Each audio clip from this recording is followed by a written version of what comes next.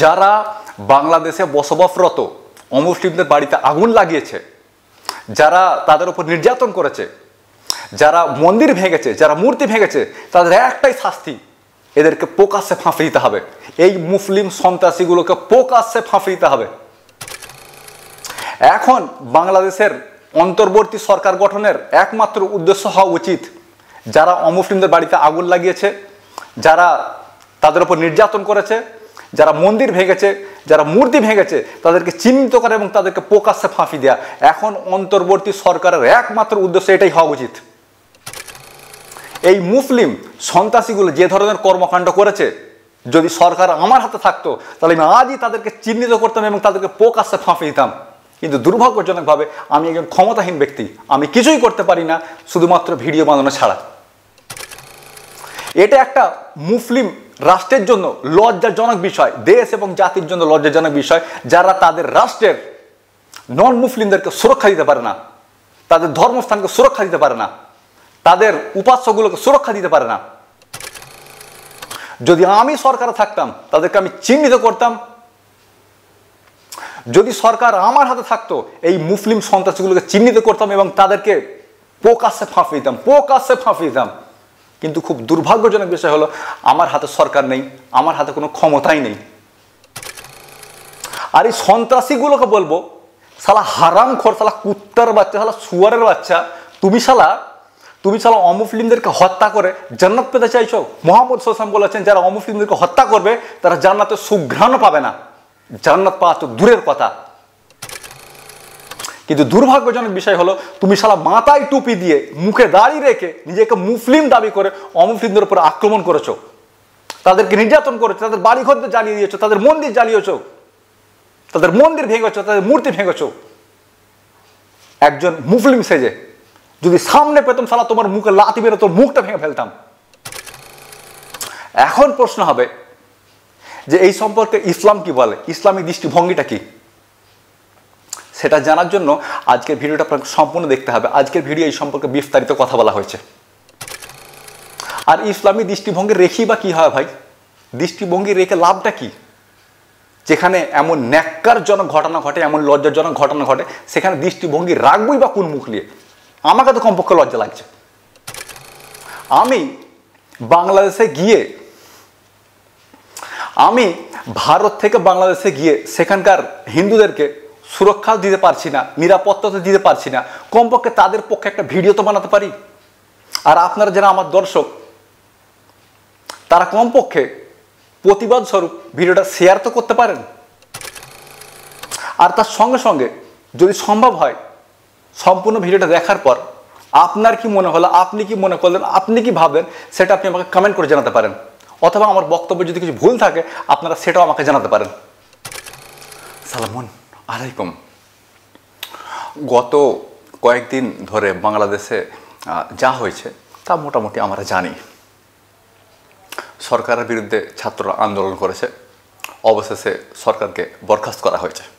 আর সরকারের বিরুদ্ধে এই ধরনের আন্দোলন হওয়া জরুরি, তবেই সরকারের ভয় থাকবে জনগণের প্রতি, তবে সরকার সজাগ থাকবে, সচেতন থাকবে। ভালো কথা, আন্দোলন হয়েছে ভালো কথা, সরকারকে বরখাস্ত করা হয়েছে সেটাও ভালো কথা, এখন অন্তর্বর্তী সরকার গঠন করা হয়েছে সেটাও ভালো কথা, আবার নির্বাচন হোক সুস্থভাবে এবং সরকার গড়ে উঠুক, আমরা শান্তি চাই। এ পর্যন্ত সব ভালো। কিন্তু গত এক দুদিন ধরে যেটা হচ্ছে এটা খুবই অন্যায়। প্রস্তাবে এক দুদিন ধরে হচ্ছে এটা কি? অমুসলিমদের ওপর আক্রমণ, যেটাকে টার্গেট কিলিং বলা হয়। অমুসলিমদের ওপর আক্রমণ করা হচ্ছে, নির্যাতন করা হচ্ছে, তাদের বাড়িঘর জ্বালিয়ে দেওয়া হচ্ছে এবং তাদের উপাসনালয় অর্থাৎ মন্দির ভাঙা হয়েছে, মন্দির জ্বালিয়ে দেওয়া হয়েছে, মূর্তি ভাঙা হয়েছে। এগুলো খুবই দুঃখজনক ঘটনা। অন্তর্বর্তী সরকারের এখন প্রধান দায়িত্ব হলো এই সন্ত্রাসী গোছের মুসলিমদেরকে চিহ্নিত করা এবং তাদেরকে প্রকাশ্যে ফাঁসি দেওয়া। আমার দাবি এটাই, তাদেরকে চিহ্নিত করুন, তাদেরকে প্রকাশ্যে ফাঁসি দিন, তাদের শাস্তি এটাই। এখন আমি আপনাদের সামনে এই সম্পর্কে ইসলাম কি বলে সেই দৃষ্টিভঙ্গিটা পেশ করব। সর্বপ্রথম আপনাদেরকে জেনে রাখি, পবিত্র কোরআনের লুকমান 31 নম্বর সূরা আয়াত নম্বর 13 আল্লাহ তাআলা বলছেন যে ওয়ালা তুশরিক বিল্লাহ, তোমরা আল্লাহর সঙ্গে কোনো কিছুকে শরিক করো না। ইন্না শিরকা লাযুলমুন আযীম, নিশ্চয়ই শিরক হলো সবচেয়ে বড় অপরাধ। ভালো কথা, আল্লাহর সঙ্গে কোনো কিছুকে শরিক করা যাবে না। এ পর্যন্ত বলা হয়েছে 22 নম্বর সূরা হজ্জের 30 নম্বর আয়াতে, ফাস্তানিবুর রিজসা মিনাল আওসান, তোমরা মূর্তি পূজার অপবিত্রতা থেকে দূরে থাকো। তোমরা মূর্তি পূজার অপবিত্রতা থেকে দূরে থাকো। তাহলে আল্লাহ সুবহানাহু ওয়া তাআলা তার সঙ্গে কোনো কিছুকে শরিক করতে নিষেধ করেছেন এবং মূর্তি পূজা করতে নিষেধ করেছেন। এ পর্যন্ত ঠিক আছে, কিন্তু কোথাও এমনটা বলা হয়নি যে তোমরা মূর্তি ভাঙচুর করবে, বরং এর উল্টোটাই বলা হয়েছে। তো কোথায় পাবো? 6 নম্বর সূরা আনাম আয়াত নম্বর 108। আল্লাহ সুবহানাহু ওয়া তাআলা বলছেন যে ওয়ালা তাসবুল্লাযিনা ইয়াদুনা মিন দুনিল্লাহ, তারা মানে নন মুসলিমরা আল্লাহকে ছেড়ে যাদের উপাসনা করে, তারা আল্লাহকে ছেড়ে যাদেরকে ডাকে বা যাদের উপাসনা করে, তোমরা তাদেরকে গালাগালি করো না। অর্থাৎ তারা যে মূর্তিগুলোর উপাসনা করে তোমরা তাদেরকে গালাগালি করো না, তাদেরকে কটূক্তি করো না। যেখানে গালাগালি করতে নিষেধ করা হয়েছে, কটূক্তি করতে নিষেধ করা হয়েছে, সেখানে আপনি মূর্তি ভেঙে নিজেকে মুসলিম দাবি করছেন। সালা হারামখোর, যদি আমার হাতে সরকার থাকতো, মানে যদি সরকারটা আমার হতো, প্রকাশ্যে ফাঁসি দিতাম তোমাকে আমি, প্রকাশ্যে ফাঁসি দিতাম তোমাকে আমি। পবিত্র কোরআনের আদেশ লঙ্ঘন করে নিজেকে মুসলিম দাবি করা লজ্জা লাগে না তোমার? যেখানে অমুসলিমদের উপাস্যগুলোকে গালাগালি করতে নিষেধ করা হয়েছে, কটূক্তি করতে নিষেধ করা হয়েছে, সেখানে তাদের মূর্তি ভেঙে তুমি নিজেকে মুসলিম দাবি করছো, লজ্জা শরমকে বিক্রি করে খেয়ে ফেলেছ। হারামখোর কোথাকার! এই তোমাদের মতো হারামখোরদের জন্য ইসলামের বদনাম হয়।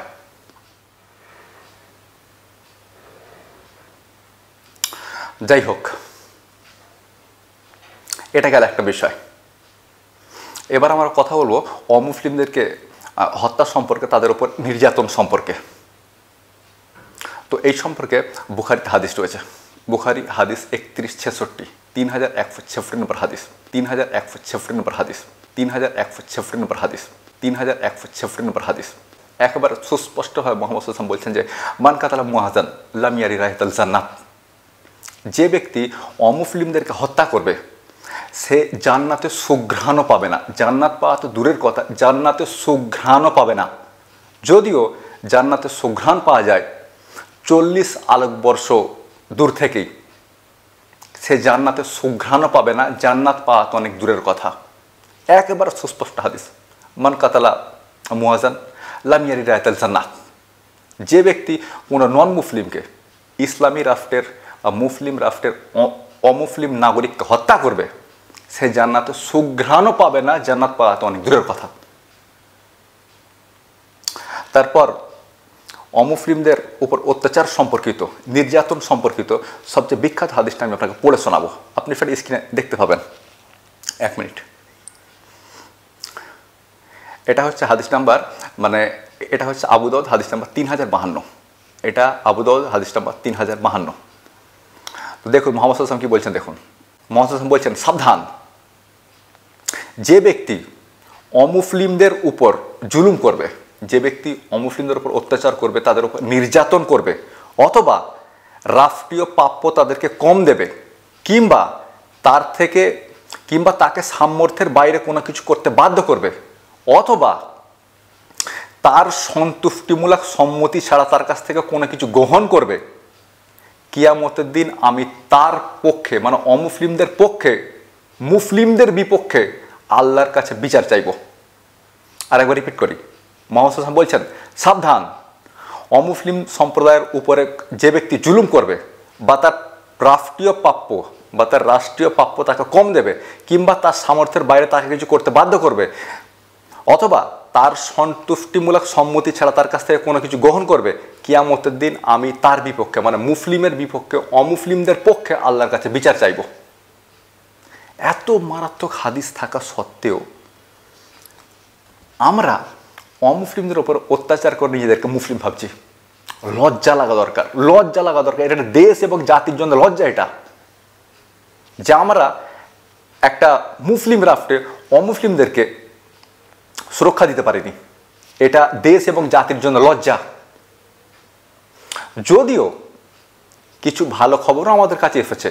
যেমন কোনো কোনো মুসলিম সংগঠন অমুসলিমদের নিরাপত্তা দিয়ে তাদের গ্রামকে পাহারা দিয়েছে, সারা রাত জেগে তাদের গ্রামকে পাহারা দিয়েছে, এটা ভালো খবর।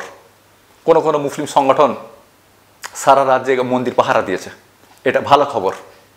এই ধরনের খবর পাওয়া জরুরি, এগুলো সমাজের জন্য জরুরি, এতে করে সম্প্রীতির বার্তা ছড়িয়ে যায়। আমরা এই রকম খবর চাই। আমরা এই রকম খবর চাই না যে অমুসলিমদের বাড়িতে আগুন লাগিয়ে দেওয়া হয়েছে। আমরা এই রকম খবর চাই না যে মন্দিরে আগুন লাগিয়ে দেওয়া হয়েছে। আমরা এই ধরনের খবর চাই না যে মন্দিরে ঢুকে মূর্তি ভাঙচুর করা হয়েছে। আমরা এই ধরনের খবর চাই না। আমরা চাই এই ধরনের খবর, যে ধরনের খবর এখন সোশ্যাল মিডিয়াতে আমরা দেখতে পাচ্ছি, শুনতে পাচ্ছি, পড়তে পাচ্ছি, যে মুসলিম সংগঠন অমুসলিমদের গ্রাম পাহারা দিয়েছে সারা রাত জেগে। আমরা এই ধরনের খবর শুনতে চাই। মুসলিম সংগঠন সারা রাত জেগে মন্দির পাহারা দিয়েছে, আমরা এই ধরনের খবর শুনতে চাই। এবার সন্ত্রাস সম্পর্কিত কয়েকটা আয়াত আমি আপনাদের সামনে তুলে ধরতে চাইব, যেগুলো খুবই জরুরি। তাহলে চলুন শুরু করা যাক। সবচেয়ে প্রথম আয়াত, পবিত্র কোরআনের 7 নম্বর সূরা আরাফ, আয়াত নম্বর 56। আল্লাহ তাআলা বলছেন যে ফালা তুফসিদু ফিল আরদ বাদা ইসলাহিহা, পৃথিবীতে শান্তি স্থাপনের পর তোমরা আর নতুন করে সন্ত্রাস সৃষ্টি করো না। পৃথিবীতে শান্তি স্থাপনের পর অথবা দেশে শান্তি স্থাপনের পর তোমরা নতুন করে আর সন্ত্রাস সৃষ্টি করো না। ইসলামে সন্ত্রাস সৃষ্টি করা হারাম। পবিত্র কোরআনে এই মর্মে 100টা বা তার বেশি আয়াত রয়েছে। পবিত্র কোরআনে এই মর্মে 100টা বা তার বেশি আয়াত রয়েছে। আমি 7 নম্বর সূরা 56 নম্বর আয়াত উদ্ধৃতি করেছি। আপনারা পবিত্র কোরআনের 2 নম্বর সূরা বাকারার 11 নম্বর আয়াতেই বক্তব্য পাবেন। লা তুফসিদু ফিল আরদ, তোমরা পৃথিবীতে সন্ত্রাস সৃষ্টি করো না অথবা তোমরা দেশে সন্ত্রাস সৃষ্টি করো না। এবং এই ধরনের আয়াত পবিত্র কোরআনে প্রায় 100 বার রয়েছে কিংবা তারও বেশি রয়েছে। আসলে এখানেই শেষ নয়। যারা সন্ত্রাস সৃষ্টি করে, যারা উগ্রতা অবলম্বন করে, যারা আইন শৃঙ্খলা নিজেদের হাতে তুলে নেয়, পবিত্র কোরআনে তাদের বিরুদ্ধে আয়াত রয়েছে। এটা রয়েছে 26 নম্বর সূরা, আয়াত নম্বর 151 এবং 152, সম্ভবত আয়াত নম্বর 100 এবং 152। আল্লাহ তাআলা বলছেন যে ওয়ালা তুতিউ আমরাল মুফরিফিন, তোমরা তাদের নির্দেশ মানবে না, তোমরা তাদের নির্দেশ শুনবে না, তাদের নির্দেশ মানবে না, তাদের কথা মানবে না, যারা উগ্রতা অবলম্বন করে এবং আইন শৃঙ্খলা নিজেদের হাতে তুলে নেয়। তোমরা তাদের কথা শুনবে না, তাদের কথা মানবে না, তাদের নির্দেশ অমান্য করবে। কাদের? যারা উগ্রতা অবলম্বন করে এবং যারা আইন শৃঙ্খলা নিজেদের হাতে তুলে নেয়। আল্লাযিনা ইউফসিদুনা ফিল আরদ ওয়ালা ইসলিহুন, এবং তাদেরও নির্দেশ তোমরা মানবে না, তাদেরও অনুসরণ করবে না, যারা পৃথিবীতে সন্ত্রাস সৃষ্টি করে এবং নিজেদের কর্মকাণ্ডকে সংশোধন করে না। তোমরা তাদের কথা শুনবে না, তাদের কথা মানবে না। একেবারে সুস্পষ্ট নির্দেশনা। সন্ত্রাস সৃষ্টি নিষিদ্ধ। যারা সন্ত্রাস সৃষ্টি করে, যারা উগ্রতা অবলম্বন করে, যারা আইন শৃঙ্খলা নিজেদের হাতে তুলে নেয়, তোমরা তাদের কথা মানবে না, তাদের নির্দেশ অমান্য করবে। এখানেই শেষ নয়, আর দুটো বিখ্যাত আয়াত আমি শুনিয়ে বক্তব্য শেষ করব। সন্ত্রাস সম্পর্কিত দুটো আয়াত শুনিয়ে আমি আপনাকে বক্তব্য শেষ করব। তো কোন দুটো আয়াত? পবিত্র কোরআনের 5 নম্বর সূরা মাইদা, আয়াত নম্বর 32। আল্লাহ তাআলা বলছেন যে মান কাতালা নাফসাম বিগাইরি নাফসিন আও ফাসাদিন ফিল আরদ, মান কাতালা নাফসাম বিগাইরি নাফসিন আও ফাসাদিন ফিল আরদ। এর অর্থ হচ্ছে এরকম যে যদি কোনো মানুষ, পয়েন্ট টু বি নোট মিলাউড, যদি কোনো মানুষ অন্য কোনো মানুষকে হত্যা করে, তাহলে তার শাস্তি স্বরূপ আদালতের রায়ে ওই ব্যক্তিকে হত্যা করা যাবে। যদি কোনো ব্যক্তি, মনে করুন আমি কাউকে হত্যা করেছি, তাহলে আদালত আমার হত্যার রায় দিতে পারে। যদি কোনো ব্যক্তি কোনো ব্যক্তিকে হত্যা করে, তাহলে আদালত তাকে মৃত্যুদণ্ডের শাস্তি দিতে পারে। আও ফাসাদিন ফিল আরদ, অথবা যদি কেউ সন্ত্রাস সৃষ্টি করে, তাহলে আদালত তাকে মৃত্যুদণ্ডের রায় দিতে পারে। মনে করুন আমি সন্ত্রাস সৃষ্টি করেছি, তাহলে আদালত আমার মৃত্যুদণ্ডের রায় দিতে পারে। তাহলে দু ক্ষেত্রে মৃত্যুদণ্ডের রায় বৈধ। আর সেই দুটো ক্ষেত্র কি না, যদি আমি কাউকে হত্যা করে থাকি কিংবা যদি আমি সন্ত্রাস সৃষ্টি করে থাকি, এই দুই কারণে আদালত আমাকে মৃত্যুদণ্ডের শাস্তি দিতে পারে। মান কাতালা নাফসাম বিগাইরি নাফসিন আও ফাসাদিন ফিল আরদ ফাকান্নামা কাতাল নাফসা জামিয়া, এই দুটো ক্ষেত্র ছাড়া যদি কেউ কোনো মানুষকে হত্যা করে, সে যেন সমগ্র মানব জাতিকে হত্যা করলো। এই দুটো ক্ষেত্র ছাড়া যদি কোনো মানুষকে হত্যা করে, point to be noted milord, Hindu Muslim নয়, যদি কোনো মানুষকে হত্যা করে তাহলে সে যেন সমগ্র মানব জাতিকে হত্যা করলো। ওয়ামান আহায়া ফাকান্নামা আহায়া নাসা জামিয়া। এবং যদি কোনো মানুষ, হিন্দু মুসলিম নয়, যদি কোনো মানুষকে হত্যা করে তাহলে যদি কোনো মানুষের প্রাণ বাঁচায় সে যেন সমগ্র মানব জাতির প্রাণ বাঁচালো। Point to be noted milord, Hindu Muslim নয়, যদি কোনো মানুষের প্রাণ বাঁচায় সে যেন সমগ্র মানব জাতির প্রাণ বাঁচালো। বাংলাদেশের কিছু মুসলিম সংগঠন অমুসলিম গ্রামগুলোকে নিরাপত্তা দিয়েছে সারা রাত জেগে, তারা গোটা মানবতাকে বাঁচিয়েছে। এই খবর আমাদেরকে গর্বিত করে, কিন্তু লজ্জাজনক খবর হলো অমুসলিমদের ওপর আক্রমণ, তাদের বাড়িঘর জ্বালিয়ে দেওয়া। যদিও দু একটা ক্ষেত্রে এই ধরনের ঘটনা ঘটেছে, কিন্তু তবু ঘটবে কেন? দু একটা ক্ষেত্রে হলেও ঘটবেই বা কেন? তো লজ্জাজনক ঘটনা হচ্ছে এটা, অমুসলিমদের উপর আক্রমণ, তাদের বাড়িঘর জ্বালিয়ে দেওয়া, তাদের মন্দির জ্বালিয়ে দেওয়া, তাদের মূর্তি ধ্বংস করা। এগুলো লজ্জাজনক খবর। আমাকে কমপক্ষে লজ্জা পাচ্ছে যখন একজন অমুসলিম আমাকে প্রশ্ন করবে যে বাংলাদেশে এই ধরনের ঘটনা ঘটছে কেন, এই উত্তর দিতে গিয়ে আমাকে লজ্জা লাগছে। কারণ আমি একজন মুসলিম, আর যে হারামখোরগুলো এই কাণ্ড ঘটিয়েছে তারাও দুর্ভাগ্যজনকভাবে নিজেদেরকে মুসলিম দাবি করে। আমার মতে তারা মুসলিমের নামগন্ধ পাবার যোগ্য নয়। তারা পবিত্র কোরআনের নির্দেশ লঙ্ঘন করেছে, তারা মুসলিম হয় কিভাবে? কিন্তু দুর্ভাগ্যজনকভাবে তারা নিজেদেরকে মুসলিম দাবি করে, মাথায় টুপি পরে, মুখে দাড়ি রাখে। এটা আমার জন্য লজ্জার বিষয়। যদি আমার হাতে সরকার থাকতো তাহলে আমি অমুসলিমদের বাড়িতে গিয়ে তাদের কাছে ক্ষমা চাইতাম, আর যারা এই ধরনের ঘটনা ঘটিয়েছে তাদেরকে প্রকাশ্যে ফাঁসি দিতাম।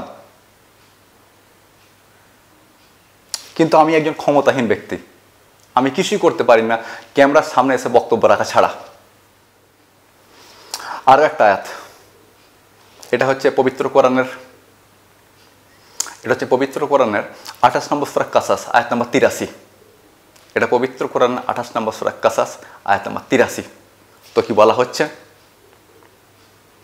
আল্লাহ সুবহানাহু ওয়া তাআলা বলছেন যে জান্নাত কাদের জন্য, এই আয়াতে জান্নাত কাদের জন্য সেটা বলা হয়েছে।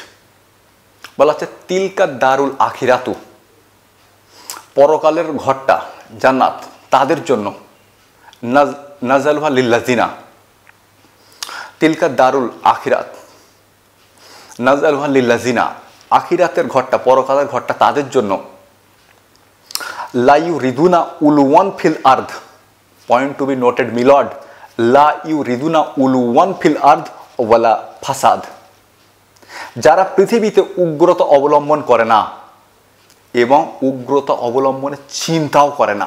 Point to be noted milord, লা ইউরিদুনা উলুওয়ান ফিল আরদ ওয়ালা ফাসাদ, যারা পৃথিবীতে উগ্রতা অবলম্বন করে না এবং উগ্রতা অবলম্বনের চিন্তা ভাবনাও করে না, জান্নাত তাদের জন্য। আও ফাসাদ, যারা সন্ত্রাস সৃষ্টি করে না এবং সন্ত্রাস সৃষ্টির চিন্তা ভাবনাও করে না, জান্নাত তাদের জন্য। তিলকা দারুল আখিরাতু নাজালুহা লিল্লাযিনা লা ইউরিদুনা উলুওয়ান ফিল আরদ ওয়ালা ফাসাদ, আখিরাতের ঘর তাদের জন্য, জান্নাত তাদের জন্য, যারা পৃথিবীতে বাড়াবাড়ি করার, উগ্রতা অবলম্বন করে না, যারা পৃথিবীতে বাড়াবাড়ি করে না এবং বাড়াবাড়ি করার চিন্তাও করে না, উগ্রতা অবলম্বন করে না, উগ্রতা অবলম্বনের চিন্তাও করে না, জান্নাত তাদের জন্য। যারা পৃথিবীতে সন্ত্রাস সৃষ্টি করে না এবং সন্ত্রাস সৃষ্টির চিন্তা ভাবনাও করে না, জান্নাত তাদের জন্য। আর আমরা অমুসলিমদের বাড়িতে আগুন লাগিয়ে তাদেরকে হত্যা করে জান্নাত পাওয়ার চিন্তা ভাবনা করি। শালা কত বড় হারামখোর আমার একবার কল্পনা করুন। আমরা তাদের মন্দির ভেঙে, তাদের মূর্তি ভেঙে নিজেদেরকে মুসলিম দাবি করি এবং জান্নাত পাওয়ার কল্পনা করি। কত বড় হারামখোর আমরা। অথচ আল্লাহ সুবহানাহু ওয়া তাআলা বলছেন যারা উগ্রতা অবলম্বন করে না, উগ্রতা অবলম্বনের চিন্তা ভাবনাও করে না, যারা সন্ত্রাস সৃষ্টি করে না এবং সন্ত্রাস সৃষ্টির চিন্তা ভাবনাও করে না, জান্নাত তাদের জন্য।